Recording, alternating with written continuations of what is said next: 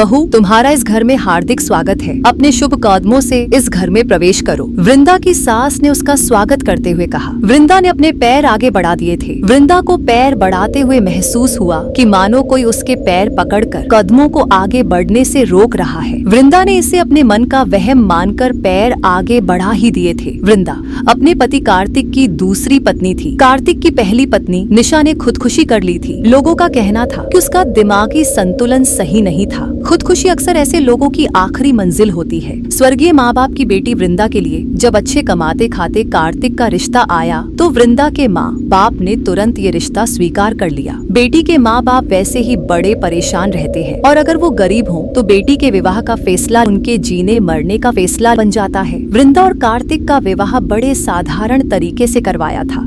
विवाह में कुछ करीबी रिश्तेदार ही शामिल हुए थे। वृंदा की सास भी वृंदा का स्वागत करवाकर अगले दिन ही अपने गांव लौट गई थी। वृंदा की देवरानी पेट से थी और डिलीवरी कभी भी हो सकती थी। बिना औरत के कार्तिक का घर मकान बन गया था और कार्तिक के 3 साल के बेटे अमन की देखभाल की जिम्मेदारी भी थी। आखिर जैसे ही वृंदा के माँ बाप ने रिश्ते के लिए हामी भरी, कार्तिक के माँ बाप ने बिना वक्त गवाए वृंदा और कार्तिक की शादी करवाने का फैसला ले लिया था। नई बहू वृंदा पर विवाह के अगले ही दिन से घर परिवार की पूरी जिम्मेदारी आ गई थी। वृंदा अमन और अपने घर की अच्छे से देखभाल करने की कोशिश कर रही थी। वैसे भी सौतेली माँ को कदम कदम पर परीक्षाओं से गुजरना होता है। समाज और लोग सौतेली माँ के व्यवहार को बदनाम करने में एक पल भी नहीं गवाते हैं। वृंदा अपनी नई दुनिया में सही बिठाने की कोशिश कर रही थी, लेकिन जब से वो इस घर में आई थी उसके साथ बड़ी अजीब गरीब सी बातें हो रही थी। वृंदा अपने कपड़े अलमारी में तह करके रखती, लेकिन कपड़े कभी वृंदा को डाइनिंग टेबल पर रखे हुए मिलते, कभी सोफे पर मिलते,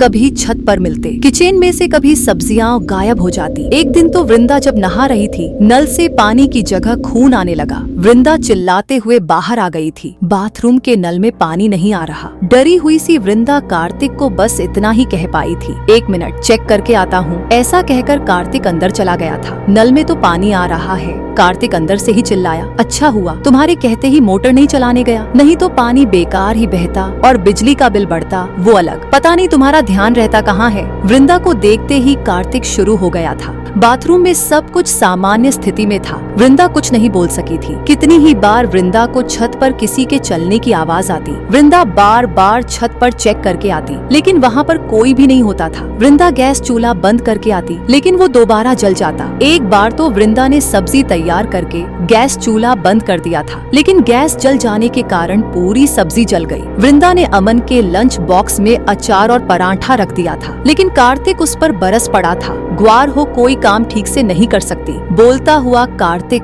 अपने ऑफिस चला गया था। वृंदा दुखी होकर डाइनिंग टेबल पर बैठ गई थी। वृंदा की नजर तब सामने लगी, निशा की पास तक ही तस्वीर पर पड़ी तो वृंदा की डर से चीख ही निकल गई थी। निशा की तस्वीर रो रही थी, उसके आंसू खून के थे। वृंदा ने इसे अपने मन का वहम समझा और अपनी गर्दन झटक के दोबारा तस्वीर की तरफ देखा। अब तस्वीर एकदम सही थी।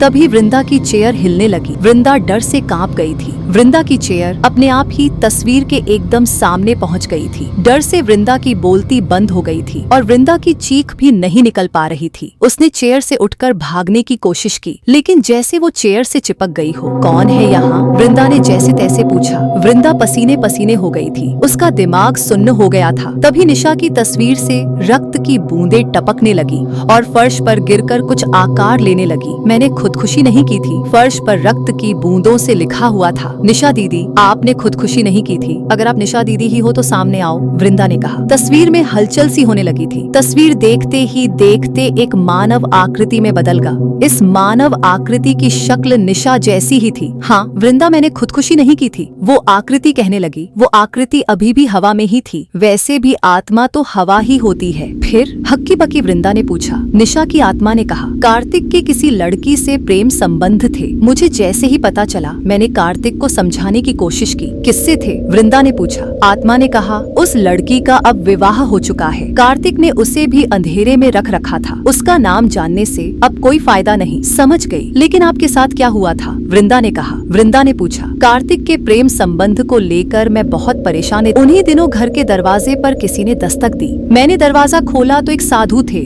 वो साधु भीख मांग रहे थे। उन्हें देखते ही मैं दरवाजा बंद करने लगी। तभी साधु ने कहा कि पुत्री, तुम्हारे पति के कारण तुम परेशानी में हो। साधु की बात सुनकर मुझे उन पर यकीन हो गया था। मैंने उन्हें अपनी पूरी कहानी सुना दी। तब साधु ने मेरी समस्या सुलझाने का यकीन दिलाया। फिर आपकी समस्या सुलझी?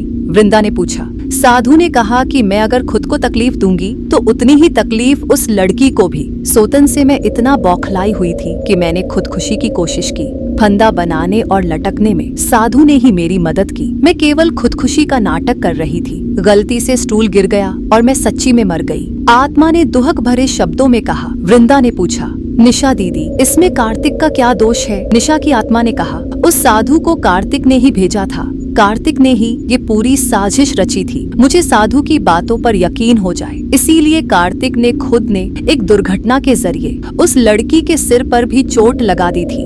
गलती मेरी भी थी, जिसकी मुझे तो इतनी बड़ी सजा मिल गई। लेकिन साजिशकर्ता कार्तिक अभी तक जिंदा घूम रहा है। वृंदा ने कहा, दीदी आप फिक्र मत कीजिए, आपको न्याय मिलेगा और कार्तिक को दंड। वृंदा ने पुलिस को सारी घटना से आगाह करवाया। वृंदा की मदद से वो साधु पकड़ा गया। साधु जो कि खुद एक हिस्ट्री शीटर था और साधु के भेष में रह रहा था। पुलिस के डंडे पड़ते ही सब कुछ उगल दिया। कार्तिक भी पकड़ा गया। निशा की आत्मा न्याय पाते ही मुक्त हो गई और अपने बेटे की जिम्मेदारी वृंदा के हाथों में देकर खुशी खुशी दूसरी यात्रा पर निकल गई।